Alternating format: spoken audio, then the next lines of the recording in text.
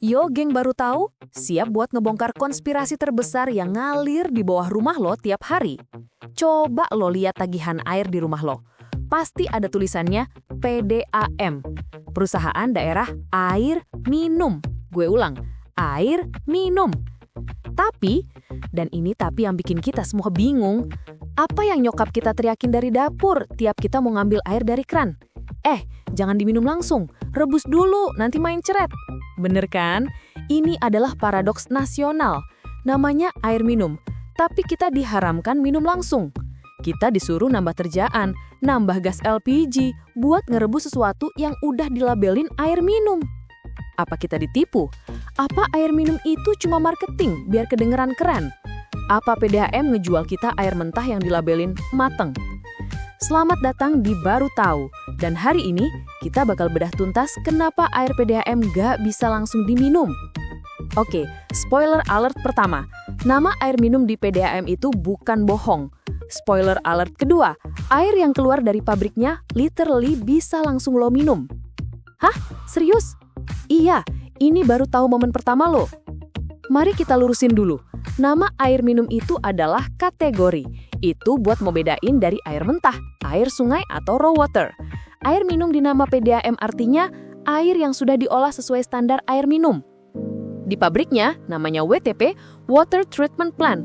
Air sungai yang coklat butek itu disiksa gila-gilaan, difiltrasi, dikasih koagulan biar kotoran ngendep, disaring lagi pakai pasir silika, diaerasi, dan ini yang paling penting, dibom pakai desinfektan, klorin atau kaporit, atau kadang sinar UVC. Tujuannya membunuh semua bakteri, virus, dan kuman. Hasilnya, air yang keluar dari pintu pabrik WTP itu 100% bersih, 100% potable, layak minum, sudah lolos standar ketat Kemenkes. Kalau lo nongkrong di pipa keluar pabriknya, lo bisa minum air itu langsung. Terus kenapa sampai rumah jadi haram? Nah, disinilah kriminal aslinya bermain. Ini baru tahu momen kedua lo. Masalahnya bukan di pabriknya. Masalahnya adalah di jasa pengirimannya. Biang keroknya adalah pipa distribusi yang ada di bawah jalanan kota kita. Bayangin, PDAM udah ngirim paket air bersih yang steril, tapi paket itu harus ngelewatin jalur neraka ribuan kilometer, ngelewatin pipa-pipa yang umurnya mungkin lebih tua dari kakek lo. Ini dia, 3 kriminal di jalur pipa. Kriminal pertama, pipa tua dan karatan. Banyak jaringan pipa di kota-kota besar, Jakarta, Surabaya, Semarang, itu peninggalan zaman Belanda. Serius, umurnya 70-100 tahun. Pipa besi yang umurnya segitu jelas karatan.